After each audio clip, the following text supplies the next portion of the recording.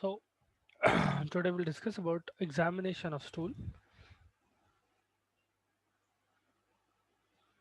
Okay. So the first thing that you'll check for, there are a number of things that you can check for in a stool examination. First thing you'll check for is occult blood. If there is any traceable blood that is non-visible to your naked eye. Okay. Sometimes even if it has a little bit of streak, you'll be able to notice it. But in case there are just a few particles here and there, that will be called occult blood. It will not be visible macroscopically. You'll need a microscope to actually see it. So occult blood generally occurs, or the test for occult blood will be positive in conditions where the patient has gastric disease, something like they might be having a chronic ulcer, or they might be having cancer. In case of intestinal diseases like dysentery or typhoid, ठीक है, typhoid को enteric fever भी बोलती है उसलिए, carcinoma, okay, carcinoma of your intestines, in case of hemorrhoids, or in case of instrumentation, okay, when colonoscopy is performed or any other rectal procedure is performed and they are performing it in very roughly and poorly, what happens is the personnel who is actually performing it, they might end up grazing the inner lining of your intestine. So that can be bad. Rectum and anus, that can get damaged, and ultimately there can be a little bit of bleeding. Okay, that one of the reasons for occult blood. Now coming to another thing that you'll measure or you'll check, important thing. So first thing is occult blood. Okay. So you will have to take a sample and check it under a microscope. You'll not be able to see it otherwise. Other than this, you'll check for parasites. Okay. Because there can be a number of parasites. Now parasites may be अलग अलग type के रह सकते. For example, commonly in human stool you will find protozoa. ठीक है, mostly protozoa and helminths. ठीक है, specifically helminths के eggs and larvae. ठीक है, जो सिस्टिक फॉर्म ट्रोफोजॉइड फॉर्म्स दिखते हैं, वो कॉमन रहता है, right. You can see yeast and mold sometimes, rarely, but you do see yeast and molds. ठीक है, and finally you can see bacteria. Okay. Now, coming to protozoa, what type of protozoa do you see? As I told you, you can find them in either cystic form, which is non-motile form. It will not be able to move by itself. Okay. If it is getting expelled with the contents of your GIT, that does not qualify it being motile. Okay. If it is actually able to move in itself, it is able to invade. Generally, motile forms, जो है, they will get into your body, in the sense they will enter systemic circulation and they'll go to other organs and they'll start creating problems. ठीक है, E coli में वो होता, cystic form will stay in your large intestine, whereas the trophozoite form can go to, trophozoite form generally causes liver abscess. ठीक है, it will enter portal circulation, from there it will cause liver abscess. It can go to other parts as well and cause infection there. Okay, so you need to keep that in mind, right? So you might see trophozoites, you might see cysts of specifically entaviva histolytica. You can see trichomonas vaginalis, you might see giardia lamblia. ठीक है, काइलोमास्टिक्स के देख सकते हैं आप. ठीक है, chilomastix is also a parasite, not very common but it does occur. Okay. Then coming to helminths, what type of eggs and larvae do you see? ठीक है, one of the most common ones is ascaris lumbricoids जो है, fertilized or unfertilized eggs, you might see either one of them. You might see hookworm, ठीक है, trichuris trichura जो है, you might see that, or you might see enterobius vermicularis, hymelopus nana, or Taenia solium, Taenia saginata. Both of them are pretty common. You might see ovoviviparous, yeah, ovoviviparous form of strongyloid species, Strongyloid circularis. Okay, uh, generally all of these are found in stool. Okay, larvae of strongyloids and enterobius and hookworm, they will be found in stool very commonly. Okay, once a person is defecating, you'll be able to see the form in the form of larvae. Sometimes you'll be able to see them as eggs. Generally eggs जो है, for example अगर ascaris के eggs है, they will be stained with bile. ठीक है, you might also find non bile stained eggs as well. ठीक है, especially अगर hookworm infection है या enterobius infection है, in that sense you will find both larvae and eggs in this thing stool, but the eggs will not be stained with bile. यहाँ पर what does bile signify? Specifically in case of ascaris where you do see eggs stained with bile, it indicates that the patient might be having obstructive jaundice. ठीक है, before they might show proper systemic functions of systemic disorders of jaundice and systemic symptoms of jaundice, you might be able to assess in this way. But more often than not, what happens is by the time you are seeing bile stained over bile stained eggs, the person is already en route to developing jaundice, which is apparent. Okay, you'll start seeing discoloration of sclera slowly. You'll start seeing slightly yellowish discoloration of skin. You'll start seeing other symptoms of jaundice, fever, malaise, and all of that. All right. Then coming to yeasts and mold, see, most of yeasts and most of fungal infections will occur in immunocompromised patients.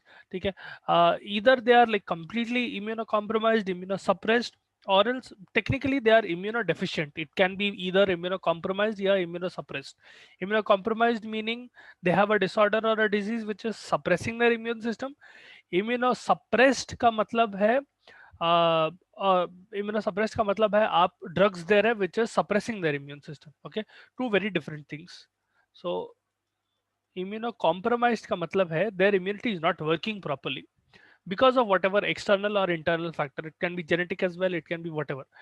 Immunosuppressed का मतलब ये है, ठीक है, suppressed. These are generally patients who have autoimmune disorders. There is some kind of autoimmune disorder where their immune system is acting up, it is hyperactive, for which you are giving certain drugs. Now sometimes what happens is long term treatment or long term immunosuppression can lead to infections, very common. ठीक है, जब भी आप immunosuppressant दे रहे, specially hospital में कोई severe immunosuppressed patient है, you have to make sure that immunocompromised रहने दो, immunosuppressed रहने दो. You have to make sure that they are completely in aseptic conditions. Even if they have slight fever, immediately report it to the doctor, because they do not have any immune system to mount a resistance to that bacteria. So even if it is some common virus or bacteria which normally should not kill them or should not cause severe problems, it will, agar if they are immunodeficient. Okay, so candida is one thing that will cause, blastomyces is another thing. ठीक है, उन लोगों के ova generally दिखते हैं. You will see 5 to 15 mm round or oval shaped what do you call bodies of what do you call this thing, blastomyces. Agar uh, generally with a rim of cytoplasm, that you'll be able to see it in the stool. ठीक है, it look like a ring. You can see that, or you can see candida albicans. Candida is more common in immunodeficient patients. Then coming to bacteria, see, bacteria may, most of the bacteria as such are non-pathogenic, but the ones that are specifically occurring in stool, because intestine में जो bacteria है, they are mostly flora. ठीक है, intestinal flora which is helping you in absorption and digestion, specifically digestion. यहाँ पर if you start seeing a lot of bacteria of a specific type, for example if you start seeing cholera or if you see typhoid bacillus, those two are generally pathogenic. Okay, they will not be commensals which are helping your body. Commensals are organisms which are helping your body in digestion, and they themselves are surviving off of the food that you eat. Okay, they'll take a little bit of glucose and they'll provide you with the benefit of digestion. Cholera or the bacilli which are cholera or typhoid, they do not do so. They cause severe systemic problems. Okay, especially in case of cholera, you will have very very rice watery diarrhea. Okay, one of the most common symptoms of cholera. Then you will check for fat. So ये आप इसलिए check कर रहे हैं to diagnose whether or not the patient has steatorrhea. ठीक है, fat globules कितने present रहना, कैसा प्रेजेंट रहना. Now to check that what you do is you'll take a small amount of stool emulsion and you'll place it on a slide with 2 drops of 95% ethanol. Okay, and once it is added, what you do is you add 2 more drops of saturated ethanol, but this time the second ethanol that you are adding, you saturate with a dye. Generally you use Sudan 3. ठीक है, जो reddish colour का Sudan red भी बोलते हैं उसको Sudan 3 stand बोलते हैं. What you do is you take a sample. Let's suppose you're taking a slide, you're taking a little bit of sample on this. You're adding 2 ml of ethanol initially. This is plain 95% ethanol. ठीक है, let's suppose you add a couple of drops which is equal to 2 ml. Now once you've added this 95% ethanol, ठीक है, once you've added this, you'll add two more drops of E plus S3, ethanol plus Sudan 3. ठीक है, this is saturated with a stain, okay, with a dye specifically. You'll make the solution, and you'll add two drops of this. Once you mix it up, if you observe it under a microscope, what you'll be able to see is that fat globules will appear orangish or reddish in color. They'll look like orange or red droplets. Now, generally speaking, 60 or more droplets in that sample, if they are 60 or more, you literally count the number of droplets. If there are 60 or more number of droplets in that small sample that you are taking, generally it is indicative of malabsorption or steatorrhea. Either the patient is not absorbing their food properly, specifically the fats they are consuming, or there is steatorrhea. Okay? Sometimes both as well, depending on the patient's condition.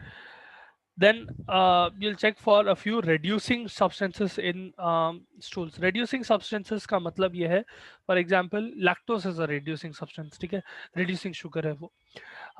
Patients who have lactose intolerance, now it is coming up in India nowadays. Lactose intolerance जो है is a immune condition in a way. Technically it is because of uh, the lack of a one particular enzyme called lactase.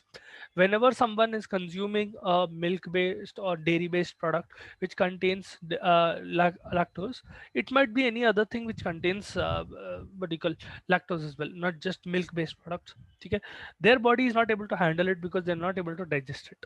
As a result, what happens is, if taken in intolerable amounts, and that tends to be very small, even if they have maybe half a cup of milk, that also might trigger it. Okay? The patient might start having bloating, GI problems होने लगते हैं. They will have what do you call increased intestinal fluid. You'll start seeing distension, bloating, abdominal cramps, and sometimes even watery diarrhea. ठीक है, complete havoc in their digestive system. They'll not be able to handle their food properly if it contains lactose. All right, they might even have to switch off bread. Okay, because sometimes bread also contains milk, so they might have to be very careful in what they are eating. In any case, what you do is that when you're checking for reducing substances in stool, whether to find out if the patient has lactose intolerance or not, you will take a little sample of watery stool, and you'll put it in a test tube, and you'll centrifuge it. Once you centrifuged it, supernatant jo aata upar, so supernatant is basically the fluid that ends up on the top of the solution after centrifuging it. ठीक है, आप एक solution ले रहे हैं, ठीक है, stool का, and once you centrifuge it, what will happen is precipitate will collect down and supernatant fluid will be on top. ऊपर fluid अलग हो जाता. You take the sample from this, ठीक है, this is taken and it is tested. ठीक है, the similar to what urine sample करते हैं वैसा ही इसको भी you test it. ठीक है, generally speaking your observation should be that pH should be somewhere around 5.5 or slightly lower than 5.5, and reducing substance, if they are present, they will generally change color. Normally speaking, reducing substance should not be in great quantities in your stool.